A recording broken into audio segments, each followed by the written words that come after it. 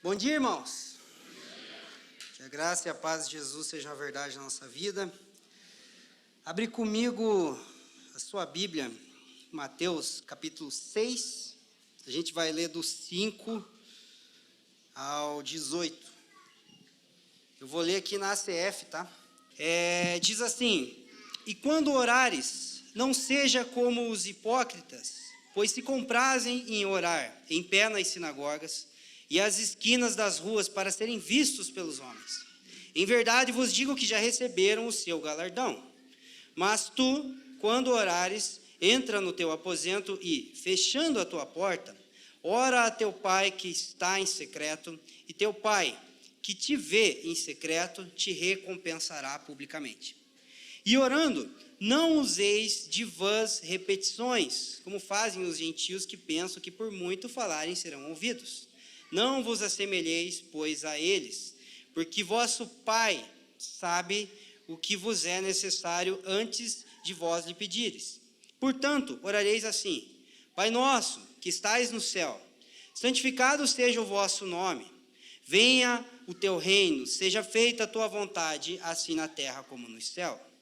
O pão nosso de cada dia nos dá hoje, e perdoa-nos as nossas dívidas, assim como nós perdoamos aos nossos devedores. E não nos conduza à tentação, mas livra-nos do mal, porque teu é o reino, e o poder, e a glória para sempre.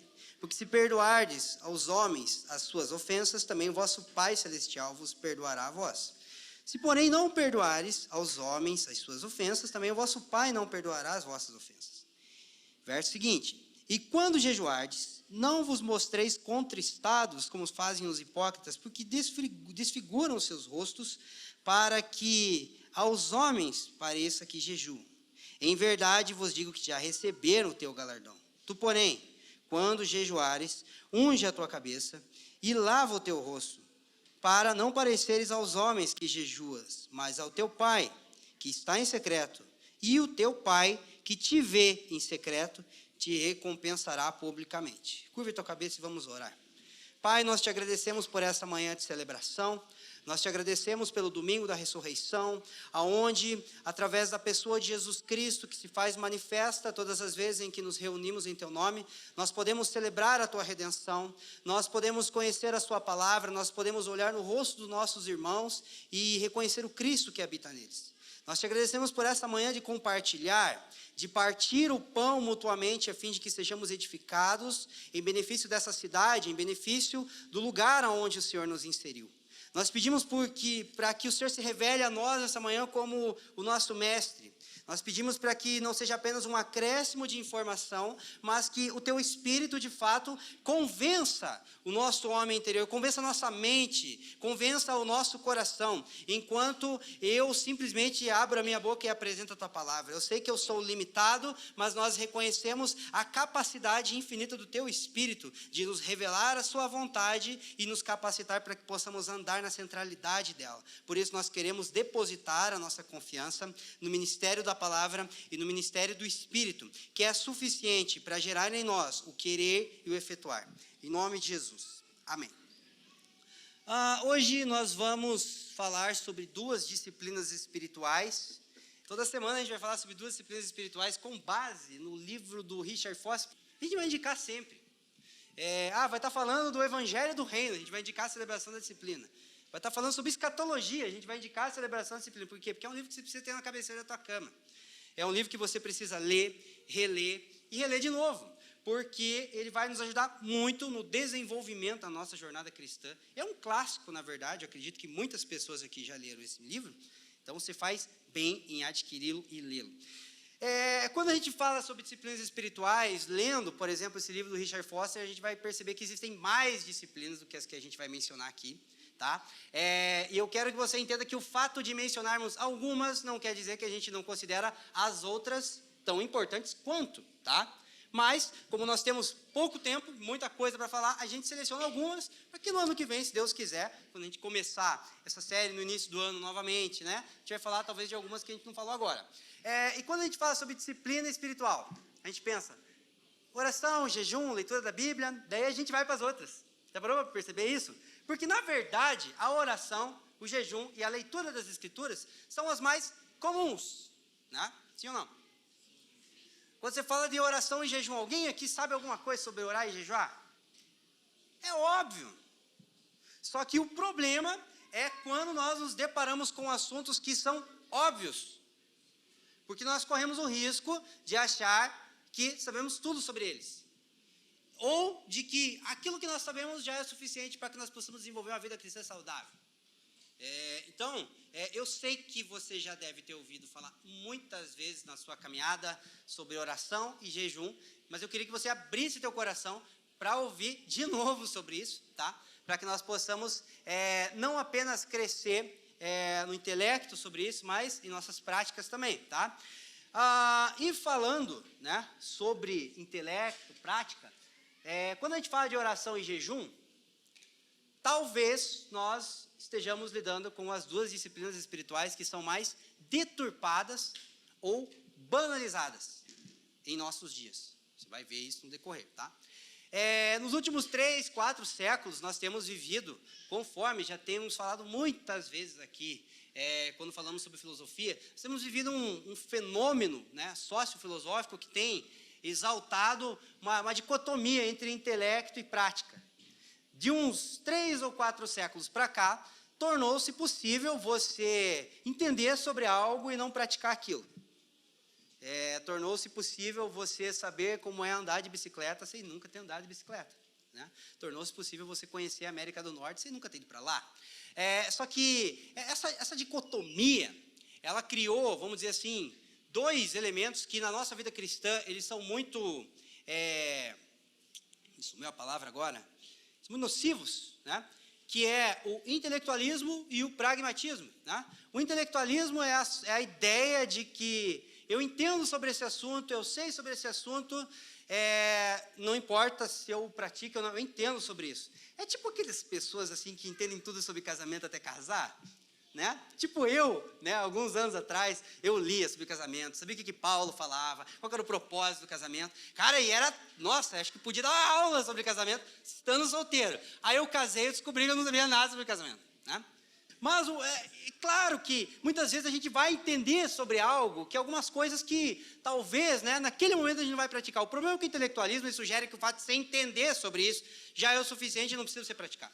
Do outro lado tem o pragmatismo, que você vai vivendo, vai praticando e nunca desenvolve um entendimento consistente sobre aquilo que você está fazendo. Logo você cai no modo automático.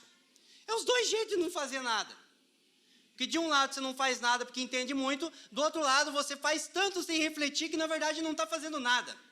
Isso permeia vários aspectos da nossa vida cristã. Muitas vezes a gente não reflete porque que vem no culto. E tem gente que entende tanto sobre culto que não vem no culto. Não, culto é vida. Igreja somos nós. E ele entende tanto sobre igreja que não é igreja.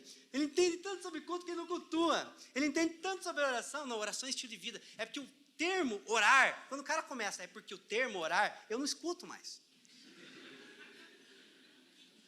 É porque no grego, tchau. É verdade, né? Vamos avançar. A banalização do jejum e da oração. O intelectualismo faz com que relativizemos práticas objetivas. A pessoa lê tanto sobre teologia, oração e jejum, que passa a concluir que o ato de separar um tempo para orar e jejuar não é tão necessário. Elas dizem ser entendidas sobre a questão, mas se esquece da necessidade de buscar a mesma vida de jejum e oração que aqueles que escrevem o livro que elas estão lendo, que elas estão estudando, possuíam. Então, eu entendo sobre oração. Só que daí eu passo a não orar, mas eu estudei sobre alguém que orava. Olha que doideira, né? Tanto que eu digo assim, se você quer procrastinar oração, compre um livro sobre oração. É a melhor dica para você. Cara, eu quero orar. Não compre um livro sobre oração se você quer orar. Porque se você quer orar e comprar um livro sobre oração, você vai fazer o quê? Você vai ler. Você não vai orar, entendeu? A gente vai explicar sobre isso também. Então, somente se informar sobre algo não significa que a gente está desenvolvendo isso, né? Vamos avançar. A deturpação do jejum e da oração. O pragmatismo tem destruído o conceito bíblico sobre oração e jejum, fazendo com que essas práticas estejam a serviço dos interesses humanos. Há falsos evangelhos sendo pregados atualmente que são acompanhados dessas práticas. Muito se enfatiza sobre a necessidade de orar e jejuar, Mas quando não há interesse de compreender como a Bíblia conceitua essas práticas, essas passam a servir o interesse daqueles que as pregam. Aí você a oração para receber aquela coisa em específica, é o jejum, que de jejum não é jejum, porque é uma birra com Deus, para Ele te dar o que você quer, né? E aí a gente deturpa esses conceitos e continua praticando. Só que o problema é que existem muitas pessoas que vieram de contextos onde essas práticas espirituais eram deturpadas, e quando elas dialogam com uma doutrina mais sã sobre essas coisas, elas passam a abandonar essas práticas. E você vai caminhando com essa pessoa 1 ou 2 anos, e ela começa a dizer para você, cara, quando eu não tinha entendimento, eu fazia com tanto zelo. E agora parece que eu não faço, eu entendo mais. Diga para mim que não foi só eu que passei por essa crise em nome de Jesus. Antigamente a gente não entendia, não sabia nem diferenciar Jesus de Genésio, mas se dedicava. Agora eu sei lá, eu estou meia boca. Né? Alguns traumas em relação àquilo que estava errado fazem com que a gente entenda e não pratique de uma forma certa agora. Só que agora eu tenho entendimento para praticar do jeito correto. E é isso que Jesus nos ensina aqui em Mateus capítulo 5. Eu não vou expor o texto expositivamente, tá? Mas o texto está embutido na pregação. A gente vai ir e voltar para ele várias vezes. Jesus disse o seguinte, olha, sobre oração e jejum, não faz assim e não faz assim, mas faz assim. Então, desde os primórdios da história da igreja, Jesus sabia que em relação às práticas devocionais haveria deturpação. Mas ele usa um termo que é quando orares, quando jejuares, não é se. Pressupondo que os seus discípulos orariam, pressupondo que os seus discípulos jejuariam. Então, o fato de haver deturpações em relação ao conceito de jejum e oração, e a gente liga a TV e a gente vê umas esquisitices muito loucas em relação a isso aí mesmo, né? Eu não sou assim, tá? Mas se você não ora, você não jejua, você é igual, ou pior, porque daí você sabe o jeito certo de fazer e não faz.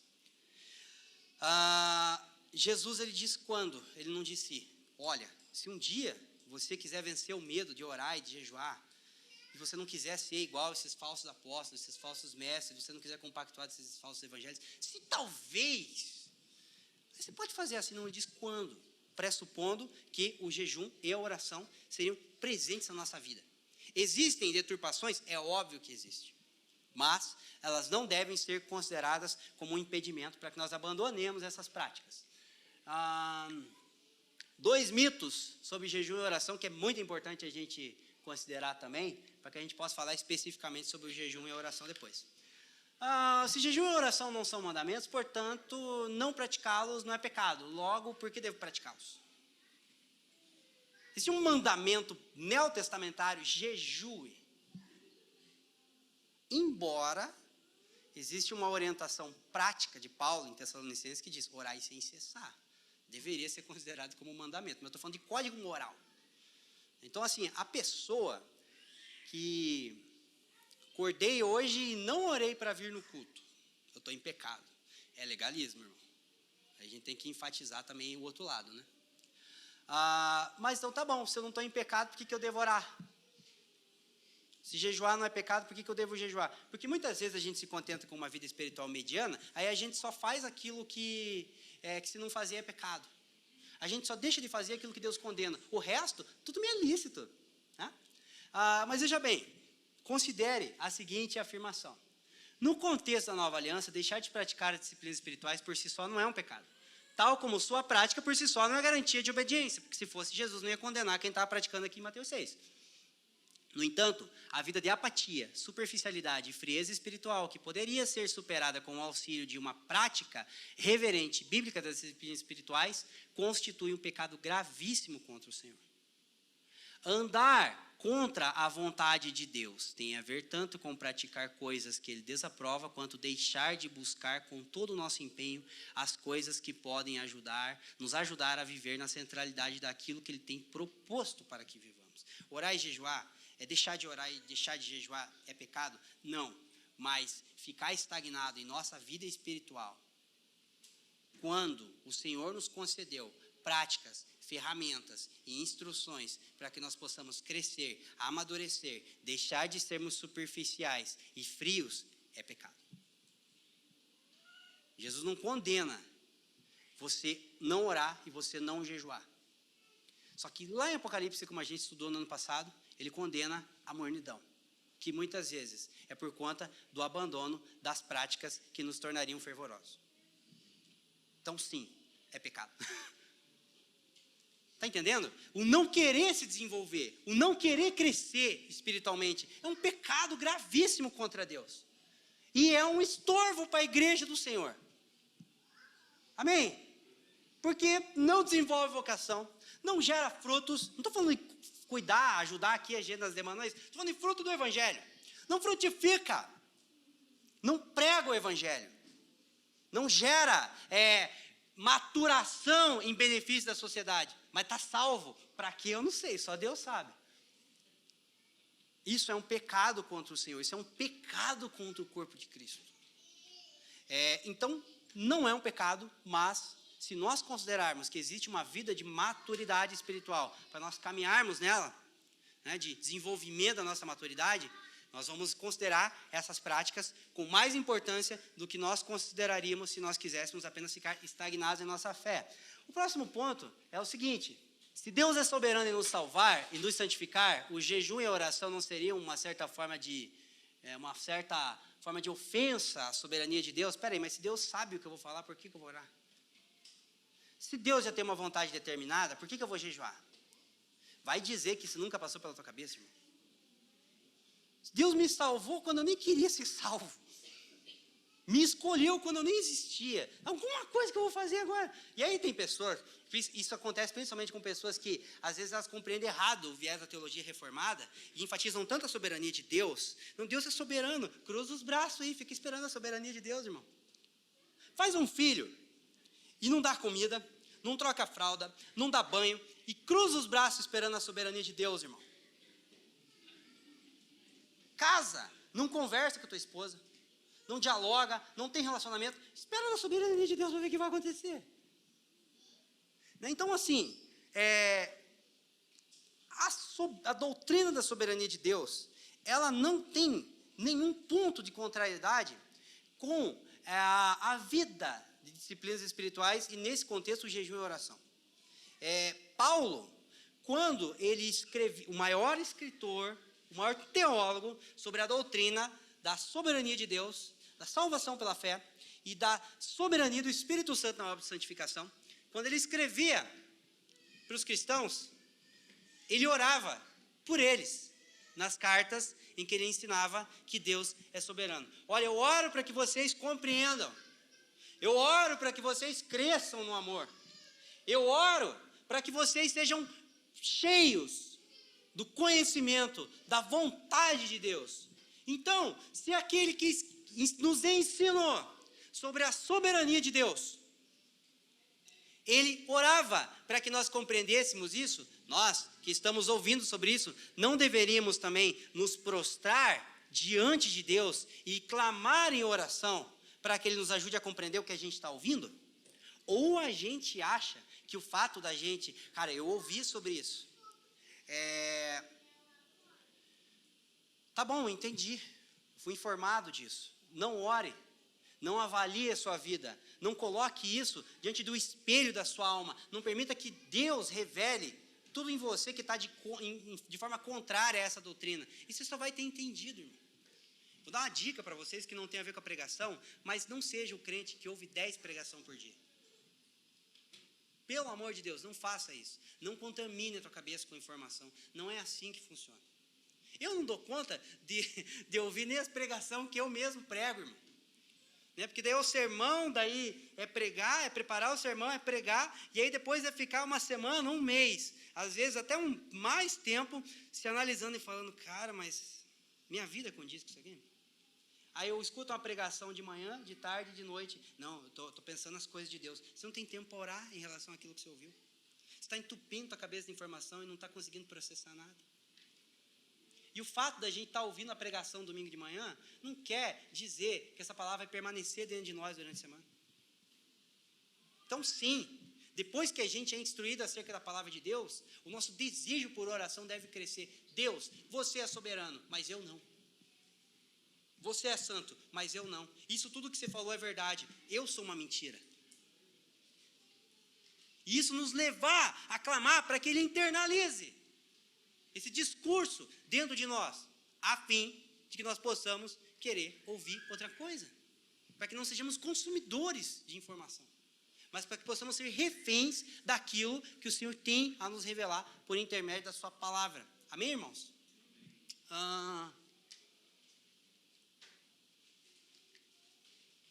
Vamos falar especificamente agora sobre a oração e a vida cristã. 1 Timóteo 2,1 diz assim: admoesto-te, pois, antes de tudo, que se façam súplicas, orações, intercessões e ações de graças por todos os homens. Quando a gente vai falar sobre oração, a gente deve considerar que ela é uma prática que ela não é exclusiva ao cristianismo. Basicamente, todas as religiões, a oração ela está presente, sejam elas monoteístas, politeístas, sejam elas religiões centradas em Jeová, ou sejam religiões pagãs, né? A oração ela é um componente presente até em alguns ateus, né? Tem alguns ramos do ateísmo, tem ateu que ora, irmão, né? Mas, dentro mesmo do próprio corpo de Cristo, se a gente for olhar todas as formas, todos os conceitos de oração, não caberia em uma série de 1 ano sobre oração. Cada vertente do cristianismo ora de um jeito. Cada vertente do cristianismo compreende a oração de alguma forma, diferente da forma que a gente compreende. E isso é para enriquecer. E aqui existem pessoas que vieram de vários contextos, né? Contexto mais pentecostal, contexto mais reformado, e tantos outros contextos, um contexto mais carismático, tem gente que vem de um contexto mais profético, só de oração, contexto judaizante, enfim. Mas, quando a gente pensa no que é geral, o que para o assembleiano, o que para o reformado, o que para o católico, o que para o judaizante, o que para o cara lá da sala de oração é comum. A gente vai tentar falar dessas coisas que são comuns, para que possa, de alguma forma, acessar a todas as pessoas que estão presentes aqui. Por isso que a gente foi para esse texto aqui de 1 Timóteo, que ele vai falar sobre 4 aspectos da oração.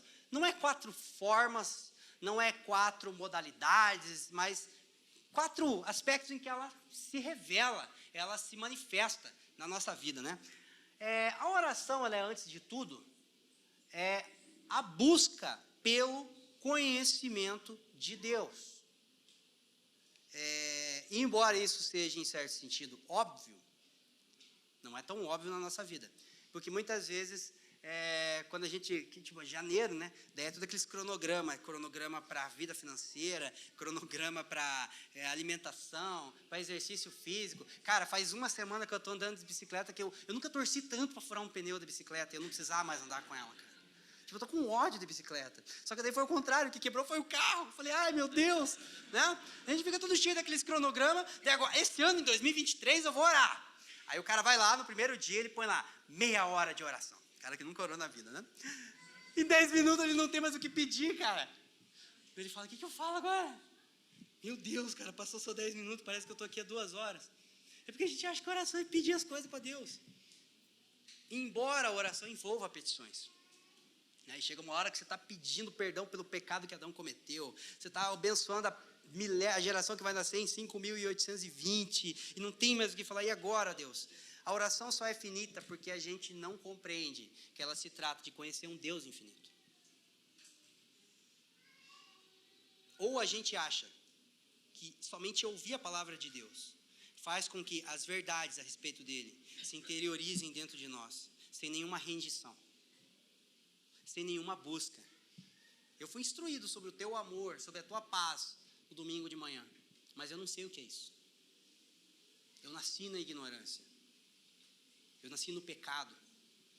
Eu era filho da tua ira. E eu preciso muito que você me ajude a internalizar o que é paz, que eu sou um tribulado, Deus. Eu não acho, não. Pergunta para as pessoas que estão ao teu redor. Ou não, né, se você não quiser descobrir. Então a oração, ela vai ajudar a gente a conhecer o Senhor antes de qualquer coisa. E esse deve ser o desejo de cada crente. Eu tenho uma dificuldade com aqueles caras que é os reformuloides, né? Não, tudo que havia de ser revelado sobre Deus foi revelado. Tá bom, mas você não compreende tudo. Locke. Não faz sentido. Tudo bem, ele já revelou tudo na pessoa de Jesus Cristo. O problema é que você nem sabe quem é Jesus direito, irmão. Não, porque tudo que Deus já havia revelado, ele já revelou, então não precisa buscar conhecê-lo. Fica nessa, irmão. Não é isso. Se Deus revela a sua pessoa infinita através do seu Filho Jesus Cristo, e esse Filho derrama sobre nós o seu Espírito, é porque nossa vida vai ser permeada por uma busca pelo conhecimento de Deus. E o ponto é o seguinte: às vezes você vai dobrar teu joelho sem ter nada para pedir, embora você precise de tudo. Deus, eu quero te conhecer. Você é o meu rei. Você é o meu noivo, com quem eu irei estar unido para toda a eternidade através da nova aliança. Eu quero conhecer tudo que está disponível para essa era de noivado. É anseio, cara, é desejo. A gente acha que tudo na vida é intelecto, mas tudo começa no campo do desejo, do anseio pela pessoa do Senhor, que muitas vezes são pré-conscientes, muitas vezes são inconscientes, mas que precisam ser correspondidos por nós. Então, tudo se trata, antes de conceituarmos oração em outros aspectos, é a busca pelo conhecimento da pessoa do Senhor. Oração, antes de qualquer coisa, é a busca por conhecer o coração e a mente de Deus. A oração bíblica é o meio pelo qual o nosso relacionamento com Deus se desenvolve. É fato que não podemos afirmar que uma pessoa que ora tem relacionamento com Deus, mas a pessoa que compreende o fato, de fato a sua relação com Deus, possui uma vida de oração. É por isso que Jesus enfatiza a figura do Pai Celestial em muitas das vezes em que fala sobre oração, pois é por meio da oração que crescemos na consciência da nossa relação com Deus. Só nesse texto que a gente leu aqui de Mateus 6, quantas vezes Jesus usou a palavra Pai? Porque está falando de relacionamento íntimo. E as disciplinas espirituais, em específico a oração, elas nos conscientizam da relação. Porque não adianta você ser um filho legalmente falando de Deus. Porque você pode adotar uma criança agora e não ter relacionamento com ela. Você pode parir um filho agora e não ter relacionamento com ele. Legalmente ele é teu filho. Legalmente aquela pessoa é teu pai. Mas isso não, a legalidade da nossa condição com Deus não determina a legitimidade do nosso relacionamento com Ele. Existem pessoas que legalmente são filhos de Deus e não têm relacionamento com Deus, porque não anseiam por conhecê-lo. E eu vou te falar uma coisa, estamos perdendo. A gente só tem a perder quando deixa de buscar conhecer o Senhor. Porque não existe nada mais satisfatório, não existe nada mais sublime em nossas vidas do que buscarmos conhecer o Senhor. Só de pensar em conhecer o Senhor, nunca vai faltar motivo para orar, irmão. Oração e transformação, faz as petições agora, né? É fato que oração tem a ver com pedir as coisas para Deus, como um filho pede a um pai. Não se envergonhe dos seus pedidos. O máximo que ele vai fazer é dizer não. Amém? Né? E no processo de petição, processo de pedir coisas para Deus, a gente ouve mais não do que sim. Sim ou não? Você pode contar quantas orações Deus respondeu, mas você perde a conta de quantas ele não respondeu. Sim ou não? Por quê? Porque ele não vai com a tua cara? Porque você não sabe pedir. Esse é o ponto. Nós não sabemos pedir. Por isso que a oração, ela envolve transformação da vontade, para que a gente aprenda a pedir de acordo. Tudo que pedires em meu nome. Deus, Opala, laranja, V6, cartão infinito para pôr de gasolina, em nome de Jesus. Tu está me devendo um Opala, porque eu orei em nome de Jesus. Você orar em conformidade, de acordo, o que Cristo, que está em você, pediria, se você deixasse ele viver a vida dele dentro de você. Isso é orar em nome de Jesus. É permitir que a vida de oração de Jesus se desenvolva através do seu povo. Permitir que ele exerça o seu sumo sacerdócio através de nós, intercedendo diante do Pai. Então, a oração, Richard Foster, ele vai falar algo sobre esse processo de transformação e diz o seguinte: a oração secreta, fervorosa e confiante está na raiz de toda a santidade pessoal. Escreve William Carey.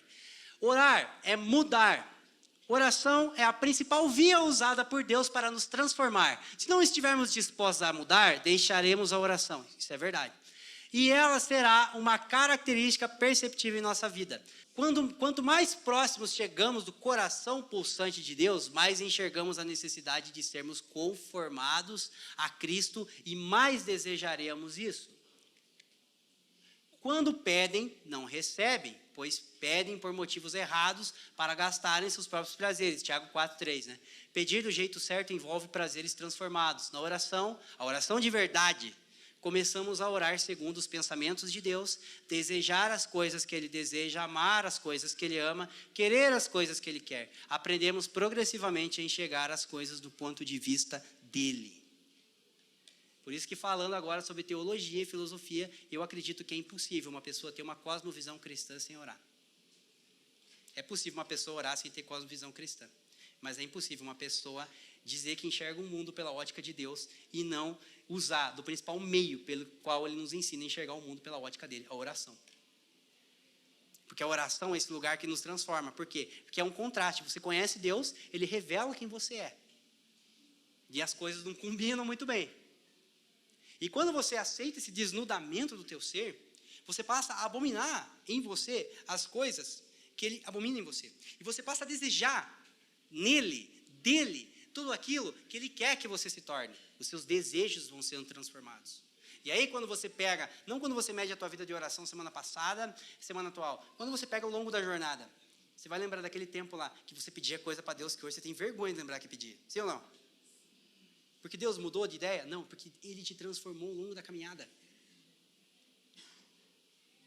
Eu fico pensando que eu, como solteiro, como é que eu pedi uma esposa diferente da Juliana, cara?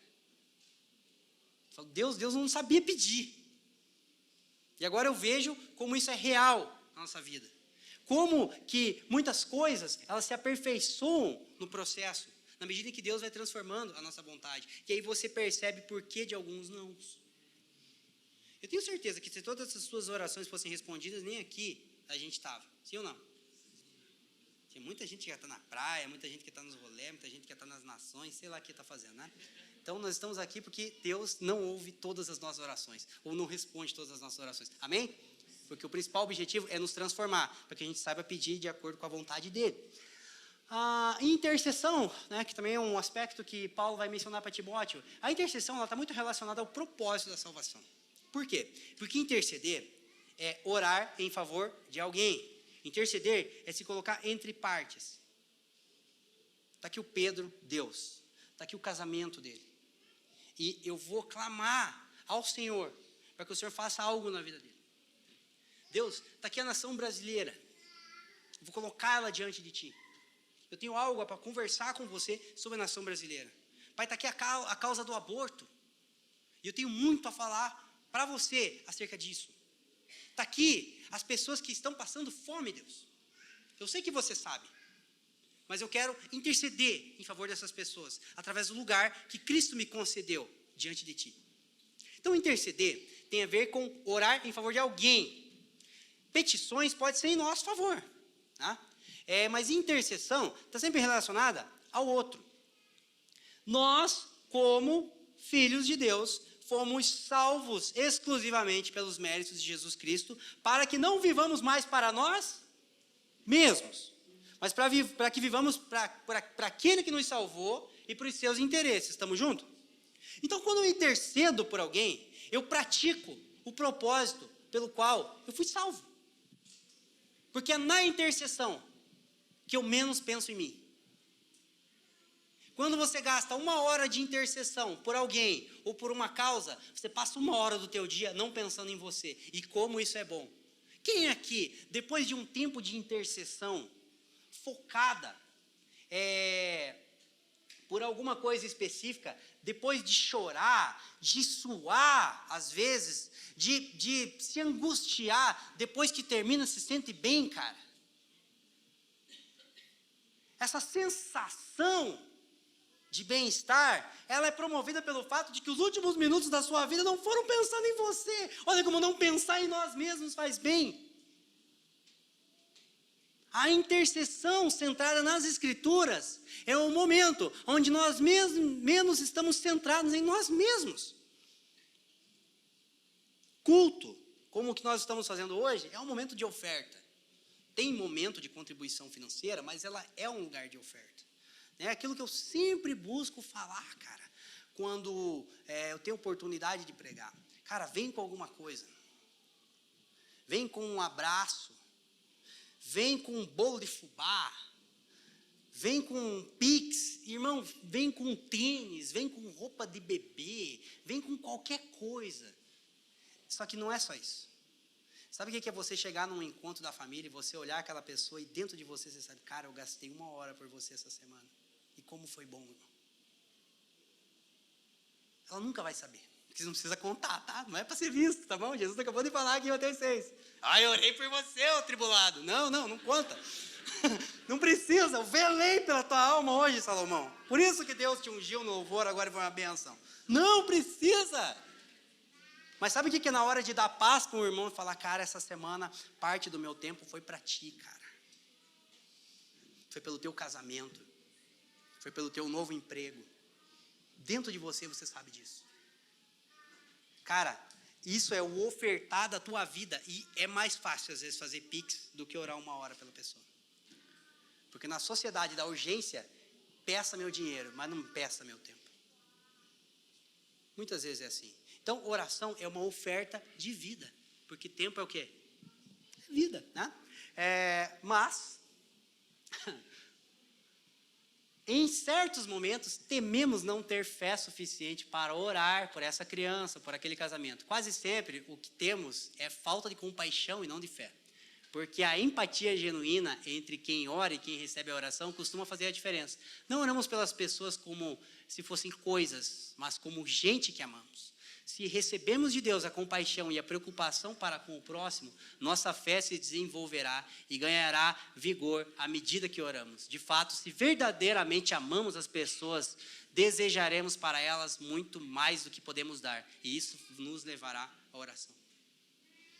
O que eu desejo para a tua vida, eu não posso dar. Essa é a razão pela qual eu oro por você. E às vezes não é uma questão de fé. O Foster diz que é uma questão de compaixão. Sensibilidade. Às vezes a gente está no trânsito com tanta pressa para chegar no trabalho, porque a gente ficou assistindo Netflix até 3 da manhã, aí acorda todo tribulado achando que o mundo é culpado, que a gente não percebe que aquela pessoa que às vezes está pedindo dinheiro no sinaleiro passou 3 dias sem comer. Eu estou com pressa. Não percebe que aquele acidente de trânsito que está congestionando a via e te interrompendo de chegar no horário do teu serviço, não tem a ver com a tua pressa, tem a ver com uma vida que está ali, e Deus te colocou ali para clamar por aquela pessoa. Às vezes eu estou andando no trânsito, principalmente aqui em Curitiba, que os motoristas são ruins pra caramba. É verdade, gente. Quando você vai para outros lugares, você descobre que aqui a gente não sabe dirigir. E eu fico assim, né? Deus, livre esse tribulado de um acidente. Pai, em nome de Jesus, proteja aquele cara lá. Ontem mesmo, uma carreta desgovernada entrou ali na Arthur Bernardes, ali ela fez um estrago na cidade. E eu vou orando e vou clamando, e às vezes, cara, eu vejo o livramento na hora, assim, porque eu vejo uns caras quase se batendo. E eu estou ali no trânsito, ali, Pai, em nome de Jesus, eu oro. Deus, eu oro para que aquele cara que está saindo do bar e vai pegar o carro agora, que ele está bêbado, quebra o carro dele agora, Pai, em nome de Jesus. Faz esse negócio não pegar, Pai, para ele não matar ninguém na rua. Faz ele de Uber, Pai. Sabe, a vida da gente é recheada de razões pelas quais nós podemos clamar se a gente cultiva sensibilidade e compaixão. Então, a fé, ela se desenvolve no ambiente da compaixão, porque a compaixão nos torna sensível. E por ser sensível, você vai orar por coisas que você nem parou para pensar se você tinha fé por isso, não, irmão.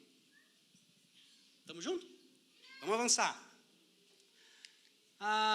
As ações de graças e a celebração da redenção. Deus, ele é um Deus soberano, né, que está nos céus, mas ele é Pai nosso. Ele é pessoal. Ele é acessível.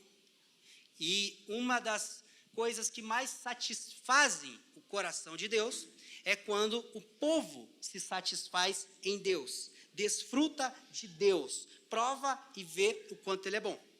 E muitas vezes a nossa vida cristã é enfadonha, a ponto de cedermos às tentações, de nos distrairmos com coisas externas, e muitas delas lícitas, porque a gente não desfruta de Deus. As ações de graças Muitas vezes é um tipo de oração onde você canta, você ora, você declara, você reconhece a pessoa de Deus, os feitos de Deus, a soberania de Deus na sua vida. E você não canta porque ele está precisando de afirmação. Tipo, domingo de manhã, cara, eu vou lá cantar que Deus é santo, vai que ele esquece, né?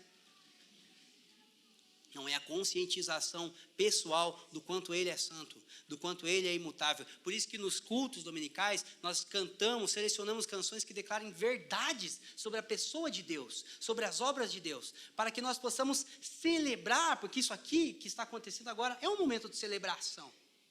E as ações de graças nos ajudam a celebrar Deus, a desfrutar de Deus. É tipo um casamento, é tipo a relação com os filhos. Tem hora que para casamento ser bom, tem hora que não é só demanda, cara. Tem hora que você tem que parar, olhar no olho, nem que seja por 2 minutos e falar, cara, Deus me deu uma gata, cara. Fala, amém, Jesus. Olha para os teus filhos e fala assim, cara, são perturbados, mas são uma bênção, Deus. Olha que inteligente, olha que bonito, pai. Olha que pestinha, mas é do bem, pai. Você desfruta dos teus filhos, cara. Eles estão quebrando a casa, mas você desfruta. Você fala, cara. Quando você acha que a grama do vizinho é mais verde, desfruta a tua, role nela, irmão. Às vezes eu saio no trânsito assim e falo, cara, que corsinha, mano. Esses dias eu vi uma Lamborghini, Alves. Aqui em Curitiba, eu falei, caraca, que Corsa, velho. Econômico. Põe no lado. Põe no lado que eu bato sinal de luz atrás. Vai, dá passagem. É cômico, é engraçado, mas é gratidão, cara. Sabe? Acorda, olha para os cômodos da tua casa, você fala assim, caraca. Eu olho para a vida que eu tenho hoje, eu olho para a vida de onde eu vim, a vida dos meus pais, às vezes eu tenho vergonha de falar para eles que eu estou tão bem, cara. Porque eu sei que eles, com toda a vida deles, não tiveram o mínimo em relação ao que eu tenho hoje. Eu falo, cara, olha isso. Se compare com a tua história e você vai ver que você tem mais do que você merece. Seja grato, desfrute de Deus. Se for para lembrar das tuas pecaminosidades da velha vida, que seja para refletir sobre o quanto Deus é bom. Eu tive uma vida bem esquisita, né? Até os 16 anos. E às vezes a gente está lá em casa, em tempo de comunhão, eu conto algumas coisas do passado, mas parece que cada vez mais aquele sentimento de vergonha em relação a falar daquelas coisas. Porque é estranho que às vezes você vê gente falando assim, de coisas da velha vida que ela fala quase que com orgulho. Porque eu era bêbado, mano. Você tinha que ver. Cara, hoje eu lembro, eu falo assim, olha, cara, a família que Deus me deu. Eu olho para trás, claro que eu olho. Você fala assim, olha a vida que Deus me deu. É para ter gratidão, né? E isso regula os nossos apetites. Porque a pessoa grata está satisfeita.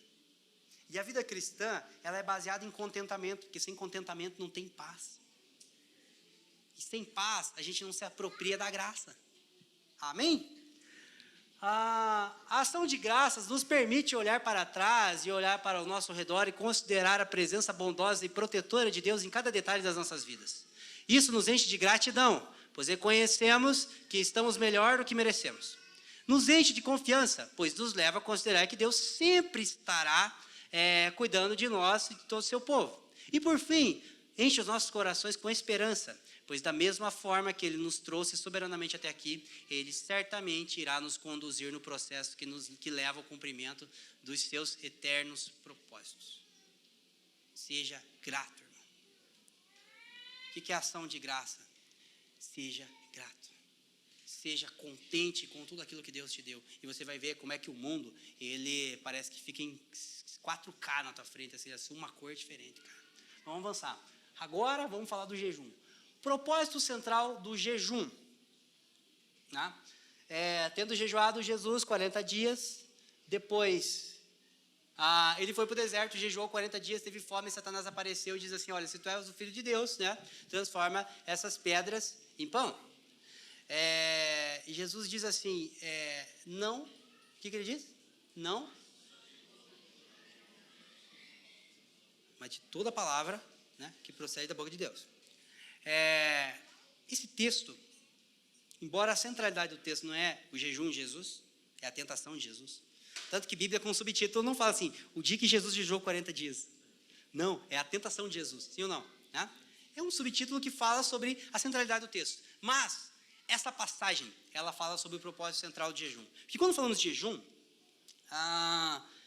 biblicamente, historicamente, ele tem vários propósitos. Esther reuniu o povo de Deus para jejuar especificamente sobre uma crise, um genocídio que estava sendo patrocinado pelo Estado que poderia destruir a linhagem judaica da face da terra. Aí você vê no livro de Joel também a prescrição de um jejum, várias vezes em que a nação entrava em crise, em ameaças, né, de várias formas, peste, doença, ameaças militares, o povo se reunia para jejuar, se humilhar diante de Deus.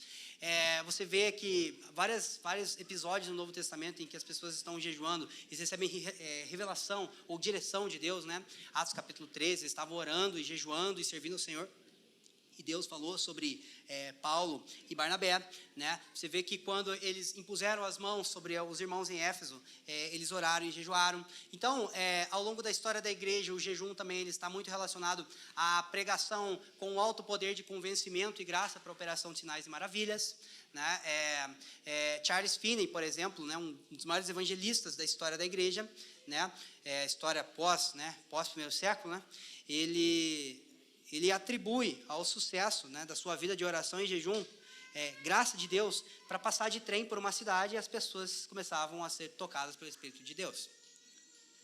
E tantas outras pessoas ao longo da história da igreja fizeram uso do jejum para vários propósitos específicos. O próprio John Wesley e sua equipe de governo, seja da igreja local ou da sua equipe, né, nas plantações de igrejas que ele trabalhava, ele não admitia para o ministério uma pessoa que não orasse, aliás, uma pessoa que não jejuasse 2 vezes por semana. Ele era bem criterioso, né? Então, o jejum, em vários momentos, ele tem vários propósitos específicos. Mas, eu acredito que existe um propósito do jejum que ele é central para a vida da igreja local. Depois a gente pensa em jejuar por outras coisas. Mas eu queria enfatizar com vocês aquilo que nenhuma dessas correntes doutrinárias, teológicas, negaria acerca do jejum. Vamos lá. O principal propósito do jejum consiste em acelerar o processo de desnudamento da nossa real condição atual diante de Deus, bem como o aumento da nossa sensibilidade e anseio pelas coisas concernentes à religião, a saber, as coisas que provêm do alto. Jonathan Edwards. Eu amo esse cara também. Leia tudo que Jonathan Edwards escreve. Você tem receita de bolo, irmão? Leia. Deus vai te tocar ali. Não é verdade? Porque é um dos grandes teólogos da igreja onde você vê que ele nitidamente em seus ensinamentos, ele consegue unir tanto a piedade e a intelectualidade, que ele foi um exímio pregador a respeito desse conceito de unir uma vida santificada e o exercício do intelecto, que talvez é um dos grandes desafios que nós temos. Né? Então, ele diz que ele acelera o processo de desnudamento da nossa real condição diante de Deus, e ele aumenta a nossa sensibilidade em relação às coisas que provêm do alto. Vamos lá. Você não está tão bem quanto você imagina. A gente precisa ser honesto. Você não está tão bem quanto você imagina. Nem quanto você deve. Não, quanto você deve, você está a quilômetros. Mas você nem está tão bem quanto você imagina. E você não ama tanto as coisas de Deus quanto você pensa. É difícil aceitar isso. É fácil falar, ai Deus, eu não sou digno. Ai Deus, eu sou o principal dos pecadores. Eu quero ver deixar as pessoas olhar para você. Você é um baita de um pecador, hein? Né? Mas, essa verdade, ela precisa ser trazida à tona. E o jejum, ele possui a capacidade de acelerar esse processo onde nós enfrentamos essa verdade. Eu vou explicar aqui. A relação entre alimento, devoção e espiritualidade. Isso aqui é o fundamento para que a gente possa entender esse propósito do jejum. Quando a gente fala sobre adoração cristã, bíblica ou pagã, você vê que um dos pilares, por exemplo, da adoração pagã era a imoralidade sexual e o que mais? Alimentos sacrificados a ídolos. Um dos principais símbolos do cristianismo é uma mesa, um pão e um vinho. Uma das principais formas de adoração, no contexto do Antigo Testamento, era a apresentação do quê? De alimento. Porque a gente pensa de uma forma nua e crua, né? Um boi, um holocausto. Irmão, aquilo lá é melhor do que a gente imagina, aquilo lá era churrasco, cara. Muitas vezes, o ofertante, ele era instruído pela lei de Deus a se alimentar de parte daquilo que ele estava oferecendo. O sacerdote se alimentava daquilo. Então era alimento, oferta de alimento. O pecado entrou no mundo, na sua forma mais literal. Porque tinha uma outra mulher lá que capturou os olhos de Adão, que tinha um bombadão lá que Eva olhou e falou, cara, ou por causa de comida? Comida. Cara, a relação com a comida, ela é uma coisa mais espiritual do que a gente imagina. Quando a gente pensa sobre imoralidade, a gente relaciona isso à idolatria, sim ou não? Porque a imoralidade era uma das formas de adoração pagã, no contexto das religiões pagãs. E por que a gente não considera a comida nesse mesmo patamar? Porque é claro que, socialmente falando, a imoralidade, ela traz mais impactos. E ela ofende muito mais o nosso senso moral. Mas a nossa relação com a comida, ela é tão espiritual quanto a nossa relação com o matrimônio, com a sexualidade, com a castidade, com a pureza sexual. Vamos progredir, tá? Vamos lá. O jejum expõe as fortalezas que construímos para saciar e proteger a nossa alma. Muitas dessas fortalezas são sutis e aparentemente inofensivas. Porém, quando removemos o elemento mais essencial para trazer segurança básica à vida humana, o alimento, as outras fontes de segurança das quais nos tornamos dependentes se revelam. Quando essas fortalezas são confrontadas mediante a nossa rendição à obra do Espírito, nossa alma está livre para perceber a sublimidade das riquezas espirituais que Deus deseja que o seu povo almeje.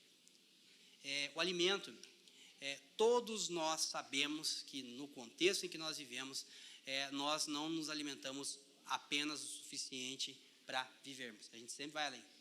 Qualquer pessoa que está com um prato de comida na hora do almoço, ela sabe a hora que matou, a hora que saciou o seu organismo e a hora que passou. E a gente vai além disso às vezes. Só que, muitas vezes, o alimento, ele funciona como uma muleta para lidar com os nossos anseios. Quem está, muitas vezes, com problema de ansiedade, o que a pessoa faz? Ela come. Ela come. Né? Tentar dar um exemplo. Da mesma forma que os entretenimentos, que tantas coisas que a gente chama de lazer, e na verdade não são, elas servem para camuflar as nossas crises. O alimento, ele tem o mesmo perigo. Só que qual que é o problema? O alimento é natural. Ele é natural à vida humana. E a gente não se dá por conta disso. Aí, de repente, eu leio a Bíblia, falando aqui sobre jejuar, eu vou jejuar. Aí você vai lá, começa a jejuar. Só pelo amor de Deus, cara, quando você decidir jejuar de manhã, não acorda às 11 da manhã, cara. Não vai enganar ninguém, cara. O cara vai jejuar até 1h da tarde. O cara acorda às 11h30, velho. Come uns 2 hot dogs antes de dormir. Não faz isso, sério. Não se engane, cara. Eu não acho que Deus é tão bobo assim. Aí você começa a jejuar, cara. Hoje eu vou jejuar. Aí o cara chega lá 3h da tarde. Ele está começando a sentir um pontinho de fome, um pouquinho de fraqueza. E ele começa a ficar mais irritado. Ele fica mais ríspido, mais estressado. Fala assim, cara, não vou jejuar mais. Jejum me deixa irritado, deixa baixo. Fala assim, não é de Deus, não. Irmão, o jejum não te deixa irritado. O jejum revela o quanto você é irritante. Você tirou a muleta, cara. Sabe o que a tua mulher fala a teu respeito? Talvez é verdade. E o que o jejum faz? Ele coloca um espelho diante de você e fala, rapaz, como eu idolatro o dinheiro. Como eu dependo de entretenimento. Aí tu faz um jejum, né, do jeito certo. Se você tirou o alimento, você não vai ficar assim, enfiado em rede social. Você vai usar ali, né, como qualquer outra coisa. Mas você não vai se entreter, então você vai tirar. Aí, cara, é o seguinte, dá coceira na mão. Você começa a pegar o celular assim, não, peraí. Não, mas é só para ver a hora. Daí já põe no WhatsApp, daí aquele checklist, né? WhatsApp, Instagram, Facebook, tem mais um monte de rede social que eu não sei o nome, o cara vai lá uma por uma. Fica um dia sem fazer isso para você ver o quanto a tua alma depende disso. Só que é o seguinte, não desiste. Próxima semana, talvez, você faz um outro jejum. E não aconteceu nada na tua vida, só está piorando. Daqui para frente é só para trás, né? Aí começa a vir mais coisas. E você vai tirando as muletas e você começa a perceber quantas fortalezas estão dentro de você.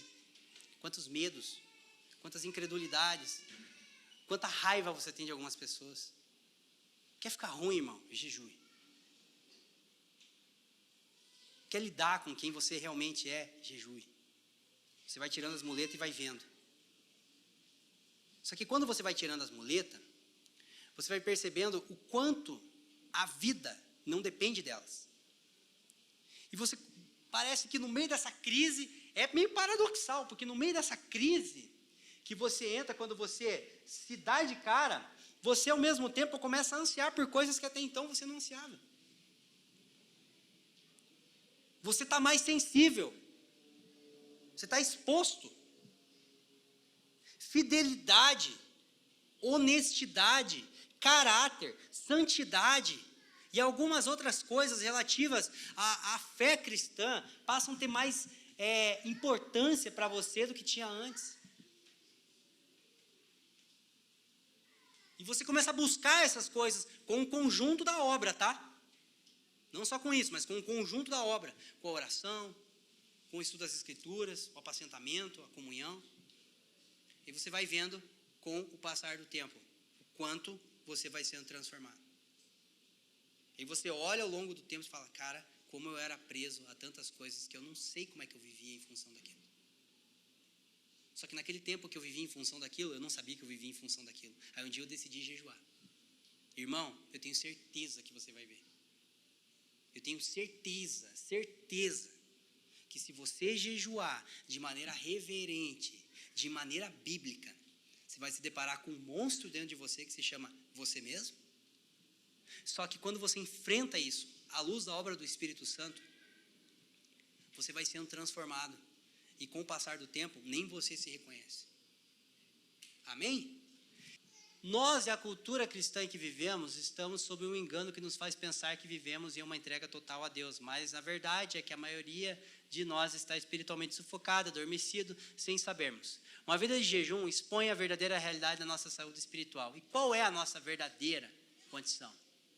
Agarramos-nos a falsos prazeres e seguranças, temos pouca capacidade de escutar a Deus, desejamos a aprovação do homem, defendemos a nossa reputação, satisfazemos a nossa alma com entretenimento, música, televisão, somos complacentes e distantes em nossas orações, submetemos-nos aos próprios juízos antes de se sujeitar aos que estão em autoridade, nos apoiamos em estimulantes externos para acalmar as nossas vidas. E a lista se segue. A natureza do jejum e da oração centrada em Deus expõe essa realidade.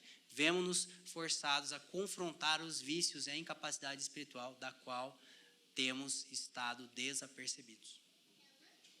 A gente às vezes não percebe a nossa real condição enquanto a gente não sai dela, ou enquanto a gente não dá um passo. Tem muita coisa hoje que teus pastores falam para você que não entra na tua cabeça, porque o que ele está falando é para uma pessoa mais madura do que a maturidade que você alcançou para esse momento.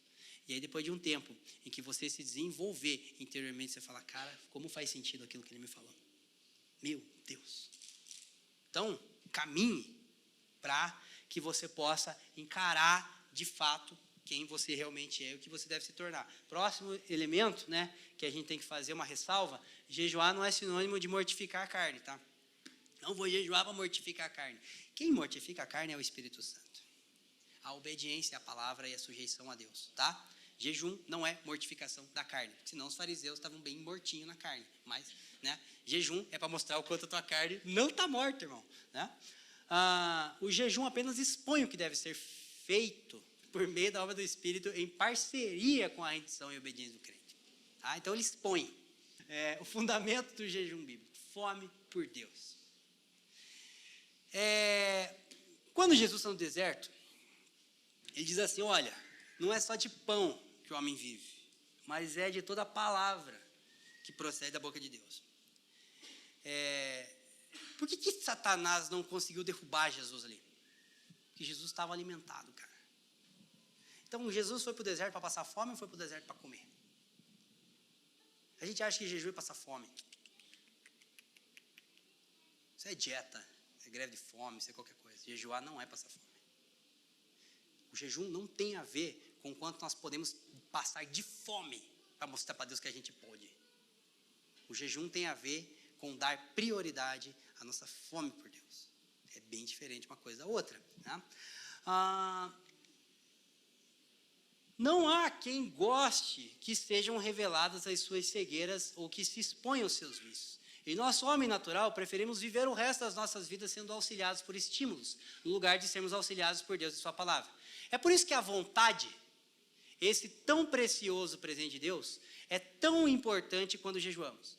É preciso uma grande insatisfação com a nossa atual condição para podermos nos aproximar voluntariamente a Deus em oração, jejum e grande fraqueza. E permitir que o Espírito Santo exponha esses desejos e atrações indignos que ainda temos pelo mundo. Mike Bickle. Cara, tem um livro que ele escreveu, acho que em 2000, sei lá quando, eu li em 2012, então é bem antigo, acho que 2008, sei lá, que se chama As Recompensas do Jejum. Pelo amor de Deus, leia esse livro.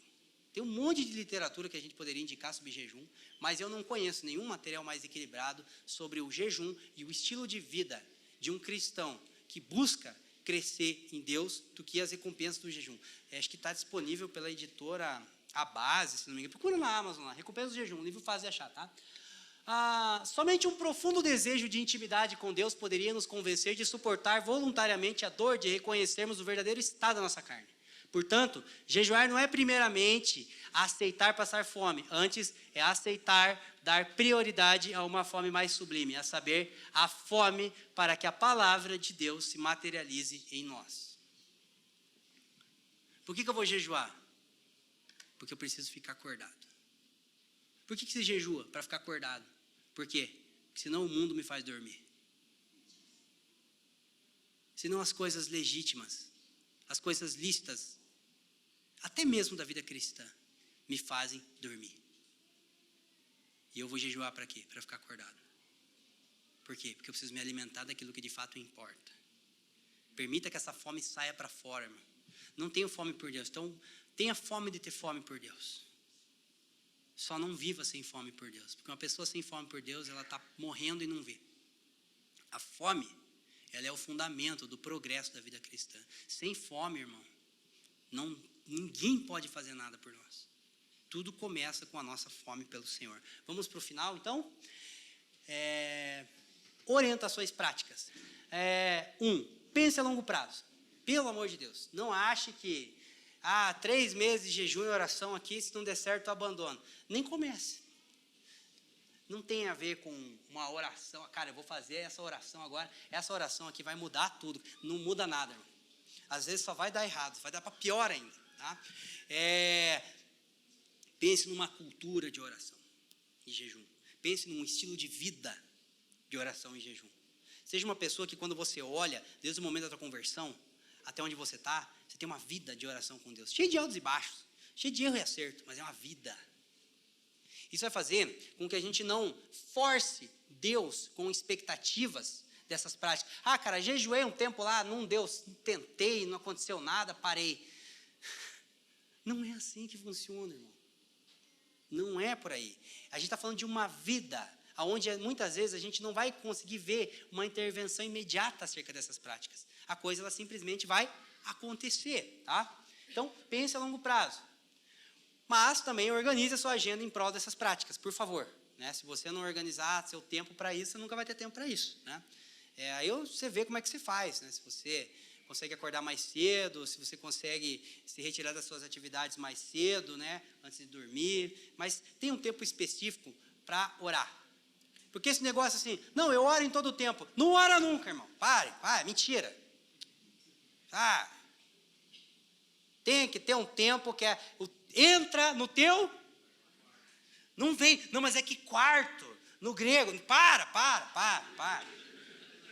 Não, em nome de Jesus, está repreendido, Satanás. Não, separa um tempo, irmão. Aí eu não sei, é a tua agenda, tá?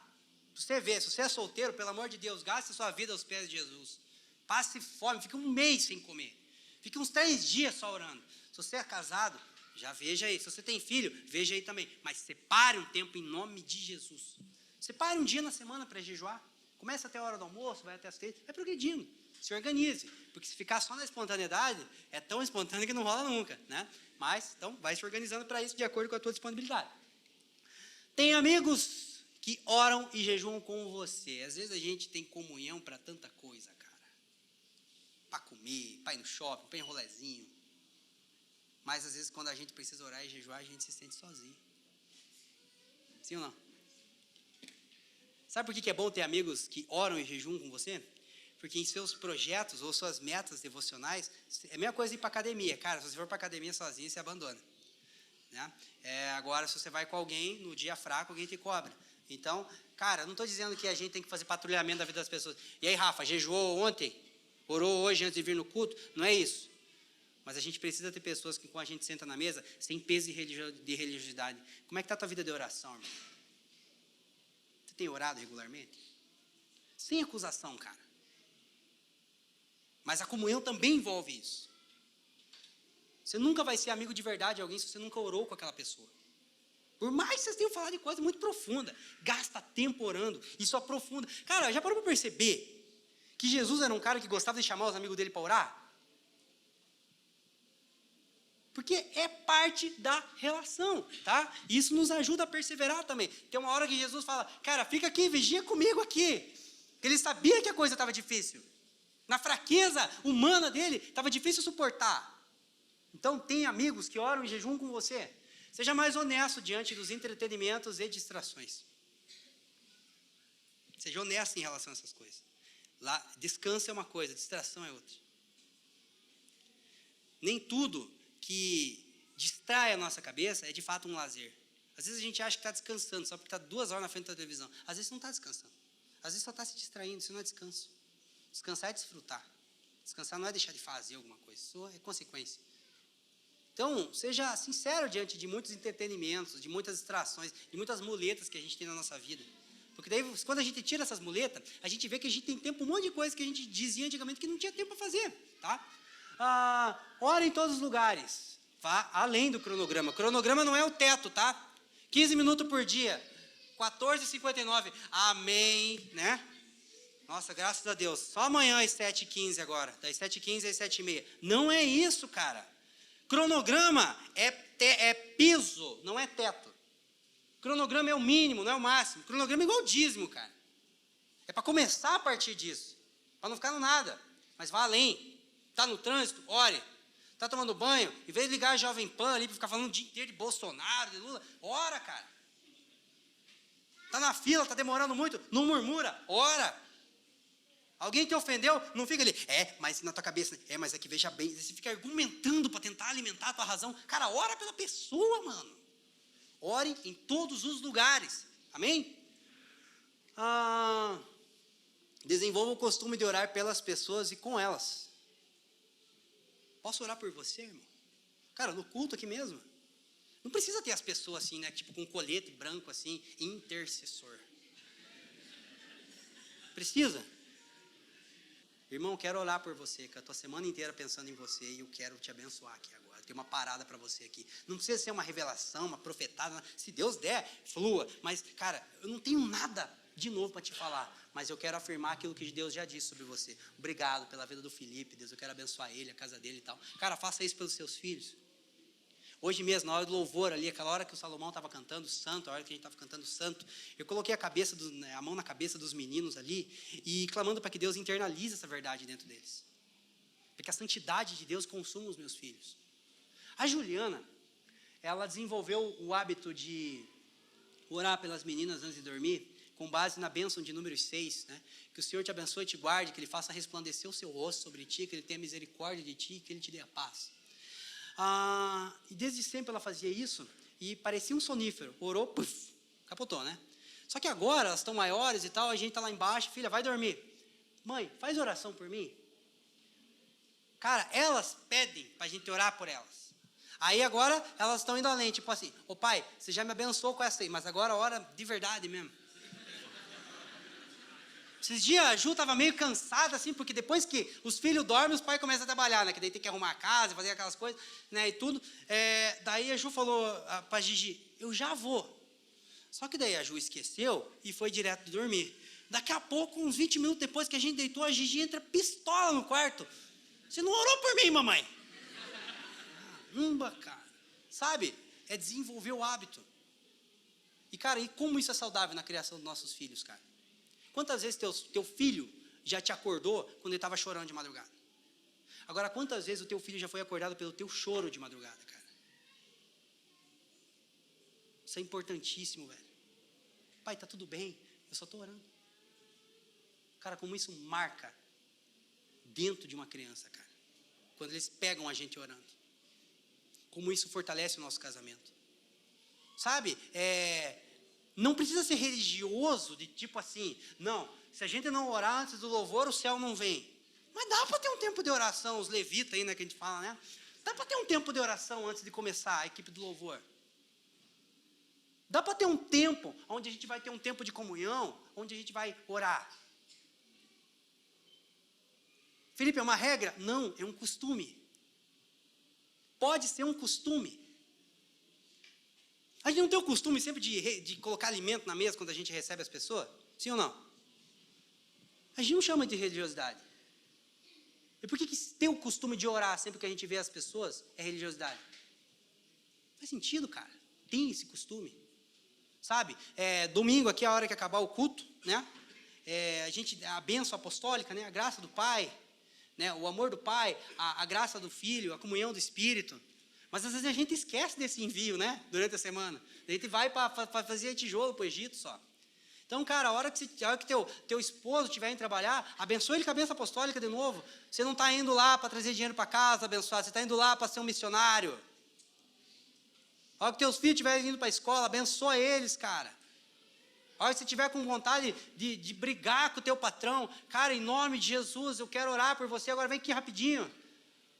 Se o cara consentir, ora por ele. Se ele não consentir, ora em secreto. Ore pelas pessoas, ore com as pessoas. Isso dá para fazer em todo lugar, irmão. Não precisa ter uma autorização em relação àquilo que a Bíblia já ordena para que aconteça, amém? Após estar participando, praticando, busque crescer na compreensão sobre jejum e oração. Depois de praticar, aí você compra um livro sobre oração, tá bom? Você não sabe orar. Depois de jejuar, aí você compra um livro sobre jejum. Você não sabe jejuar. Busque crescer no entendimento dessas coisas. E você vai ver como isso vai ser saudável. Não tenta entender para começar a praticar, irmão. Porque, sinceramente, isso muitas vezes vai ser para procrastinar. Cara, vai praticando, vai fazendo.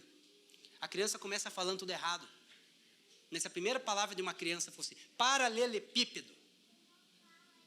Ela não quer falar. Ela começa falando bá, bé, bó. Sabe, você vai desenvolvendo com o passar do tempo. Seja ensinável em relação a isso. Não espere muito para iniciar a jornada. Não espere entender muito. Felipe, eu não sei. Não entendo sobre oração. Anda comigo. Que eu vou te ensinar. Que eu também não sei. E estou andando. Anda com Richard Foster. E ele vai falar, não entendo muito sobre isso também. Com Tim Keller. Tantos outros mestres devocionais. Eles vão dizer, eu também não entendo tudo sobre isso. Mas o que a gente precisa para dar o primeiro passo, a gente já tem. E é esse primeiro passo que a gente precisa dar. E perseverar nesse primeiro passo. Então, a gente não sabe tudo, realmente. Mas não significa que a gente não pode avançar.